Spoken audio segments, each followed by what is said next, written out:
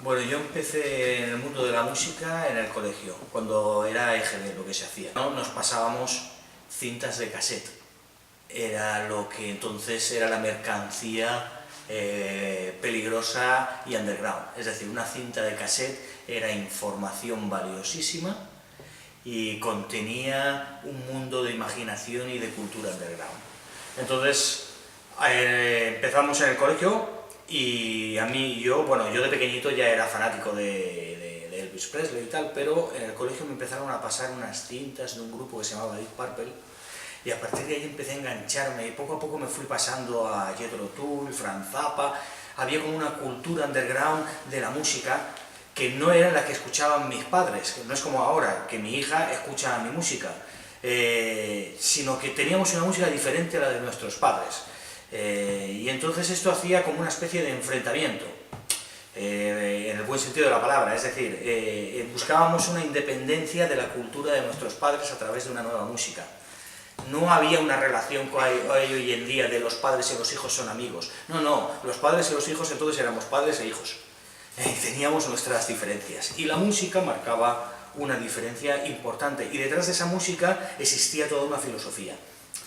Prácticamente no teníamos acceso a las cintas, normalmente eran siempre cintas pues, de alguien de la clase que su hermano las tenía, luego conseguir el vinilo ya era más difícil, y el que quería hacer un regalo cogía un vinilo y lo grababa en cinta.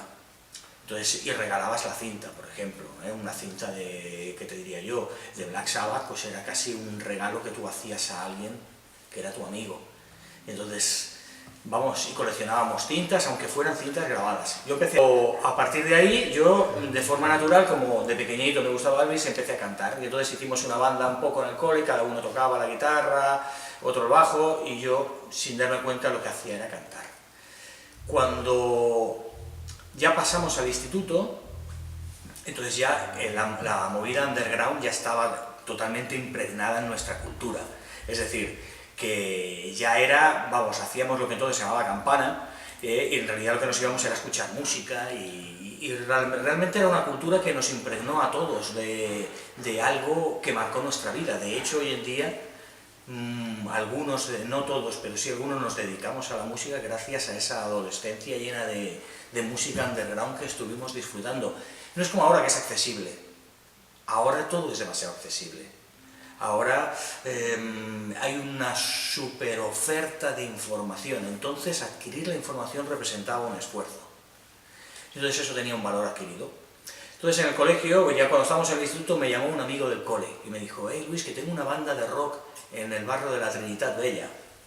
Era un barrio en el que yo, pues de pequeño, estaba en las afueras y tal, era un barrio muy castigado.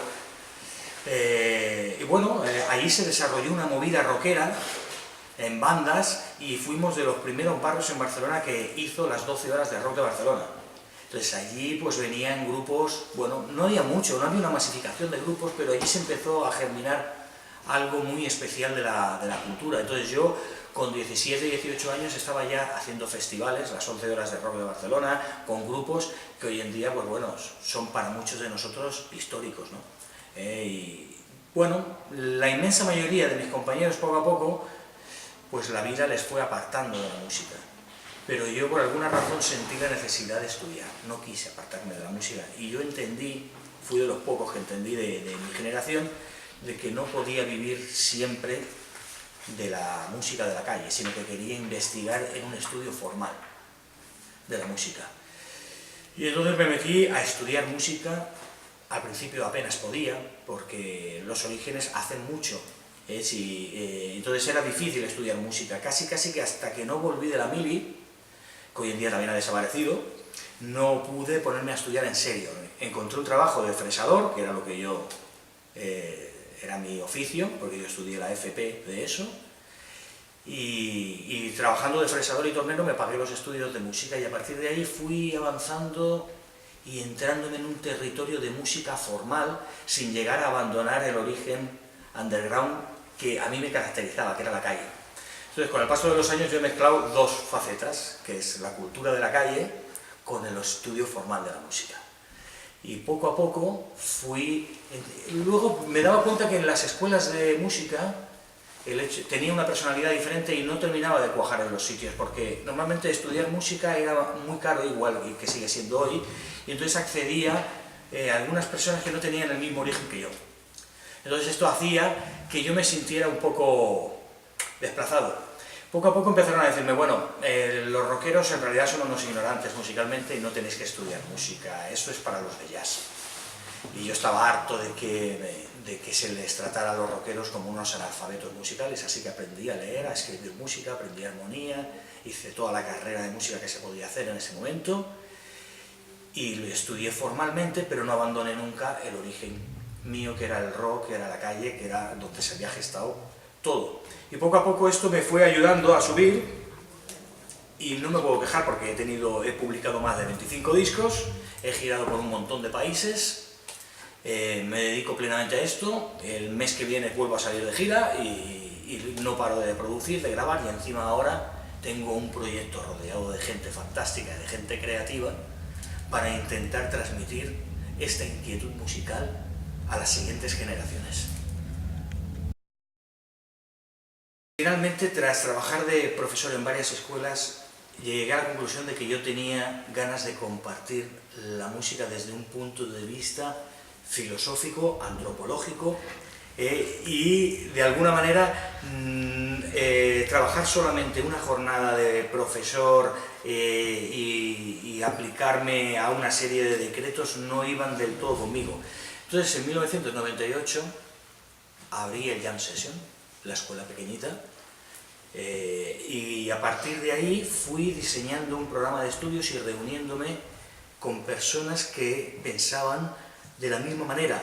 No fue una cosa premeditada, sino que el paso de los años nos fue llevando un poco a esto. Entonces acabaron apareciendo una serie de personas que hace aproximadamente 6 o 7 años, entre ellos Geroni, Cristóbal, etcétera, varios que han conformado el proyecto, un día que nos dijimos de que había que pasar esta filosofía a unos estudios superiores. No podía ser que los músicos, cuando llegaran al estudio superior, quedaran domesticados por un sistema. Es decir, una persona le gusta Emerson, Lake and Palmer, pero cuando llegas a estudios superiores te tiene que gustar Charlie Parker sí o sí. Y tienes que pasar por una... Había que abrir un poco, y queríamos abrir los estudios superiores que fueran un poquito más abiertos, que se improvisara, pero no desde la palabra improvisación, sino desde la aplicación de la improvisación hacia músicas más dispares. Entonces había que abrir, como no estaba hecho, había que hacerlo. Por eso, con un equipo de profesores, creamos el ámbito del rock, porque es lo más antiguo, pero también de las músicas urbanas, que es de lo más interesante, aunque en nuestro país es muy difícil de llevarlo a cabo, y de las nuevas tendencias, que ese es el experimento que estamos intentando llevar a cabo, y que esto se verá en unos años. Pero, lógicamente, de alguna manera lo que queríamos era renovar lo que era el sentido, la filosofía de los estudios superiores artísticos, porque nos parecía ya como un poco que necesitaba de alguna manera que hubiese una alternativa a lo que había. Entonces, a la cuestión de 6 años empezamos con este proyecto y en julio se aprobaron todas las licencias. Entraron los primeros alumnos en septiembre y ahora el año que viene empezaremos ya concretamente también abriendo sonología también. Hoy en día ya no se escucha música, hoy en día se oye música, pero entonces se escuchaba música. Y no es lo mismo escucharla en un disco que escucharla en una cinta de cassette, que escucharla en un CD o que escucharla en la red. Todo esto son formas distintas de escuchar e influyen en el oyente de manera distinta. Por ejemplo, escuchar la música en cinta de cassette implicaba que tú ponías la cinta en los primeros Walkmans que salías y tú no podías rebobinar hasta la canción que te gustaba porque se gastaban las pilas. Entonces había una canción que no te gustaba al principio, pero para no gastar las pilas te la escuchabas. ¿Qué ganabas con esto? Que al cabo de un tiempo, esa canción que en un principio no le habías dado una segunda oportunidad, a base de escucharla te dabas cuenta de que tenía grandes secretos guardados. Entonces tú a esa música le dabas una oportunidad que en la primera escucha no la habías dado. Con el disco de vinilo tenía un plus diferente. El disco de vinilo era un cuadro sonoro. Tú abrías aquella carpeta doble, tenía una historia, era un cuadro, algunos llamaban cómics, como Jethro Tull, y había una filosofía que se desprendía de todo aquello, ¿no? Entonces tú podías pasarte horas leyendo aquel libro, aquel cuadro sonoro, aquello lo ponías en tu habitación, y aquello impregnaba todo de una filosofía. El CD, cuando llegó el CD, aparte de que el sonido ya era también bastante diferente, se perdió el cuadro sonoro, elegías las canciones y empezabas de alguna manera a llenar todo. Y una vez que se escucha la música a través de la red, lo que se ha perdido es el contexto. Si tú escuchas música a través de la red y te bajas toda una discografía de un artista que mezcla discos de los años 60 con discos del siglo XXI, pues acabas mezclando unas obras, la etapa azul con la etapa, ¿sabes?, de diferentes artistas, se mezclan las épocas y se produce una confusión total de conocimiento. Entonces, bueno, cada soporte, yo tuve la suerte de que yo aprendí música, estudié música conociendo todos los soportes y cogí cada uno de ellos lo más interesante. Pero las cintas de cassette fueron un gran invento, por eso de hecho todavía sobreviven, igual que los vinilos. Sí, totalmente, porque lógicamente soy, detrás de ser un artista, detrás de ser productor, cantante, ingeniero, profesor, director, artista, también soy padre, también tengo una familia. Entonces, lógicamente, además cuando te gusta mucho la música y quieres hacer las cosas muy bien, descuidas los aspectos sociales, entonces te quedas sin amigos. Tus amigos también son mayores, también están metidos en miles de proyectos. Nuestra vida es una vida casi extraña, no sé. Pero por otro lado, en el fondo hago lo que quiero. Pero yo la suerte que tengo es que tengo una mujer que me apoya, y esto es una cosa que yo le digo a todos los músicos. O sea, bastante difícil es el asunto como para encima tener problemas. Es decir, esto es fundamental. Sentirse apoyado por la familia es lo primero, porque si la familia no te apoya, estás perdido, tienes la guerra perdida antes de empezarla. Entonces sí, he sacrificado todo. Sacrifico la familia, sacrifico un montón de cosas, pero bueno, todo tiene un precio.